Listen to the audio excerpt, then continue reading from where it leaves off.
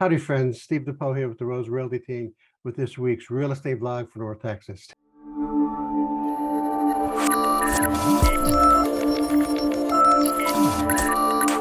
Before we get started, we ask you to go to YouTube and subscribe to our YouTube channel, Let's Do Real Estate Texas. There's no charge, but you will be alerted to updates and changes to our series Spotlight on Community, Focus on Small Business, and of course, our weekly real estate updates on North Texas.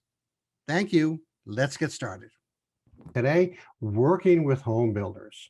Now, working with home builders is a really interesting concept.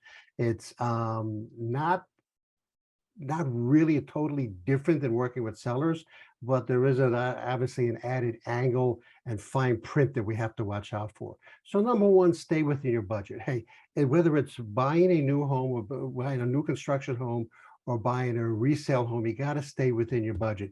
You don't want to be what we call house poor, if you can really help it. There's no reason to go broke in trying to build a house. There's going to be some extras that are going to come up along the way that you're going to have to watch out for, depending upon how the contract is written, of course. So you don't want to just basically just don't want to go broke during the process. So you want to stay within your budget, and you want to make sure that everything's taken care of. You have to read that fine print. There's a lot of fine print in there. I know, I think I said in my last vlog that I'm certified in North Texas as a new construction realtor. And there's a lot of fine print there that you have to watch out for. Many people got caught within the last 2 years-ish or so by this clause that said for any reason whatsoever, the builder can cancel the contract. I actually had a somewhat difficult client who got caught by that clause because the builder thought this guy's just not serious. Okay, and I'm going to end up holding the bag on this. And so the builder ended up canceling the deal. That was okay. That wasn't the worst thing in the world because that was before construction even started and there wasn't any money exchanged at that point. But we've heard all kinds of stories about how people got to within a month of close, the builder comes up and cancels the contract because they feel that they can sell it for much more money at that point. And we have a buyer slash client who's homeless at this point. And there's essentially nothing that they can do about it unless we took care of a few things along the way. And by working with a realtor, we would have done that. Finalize the design before construction begins. What builders will tend to do is anything you add on after the design is finalized and the contract begins, they'll do an upcharge, like a 50% upcharge for anything that you add on, even if it's something like crown molding, something that's not going to affect the actual build of the house. They have to then order it, store it, blah, blah, blah.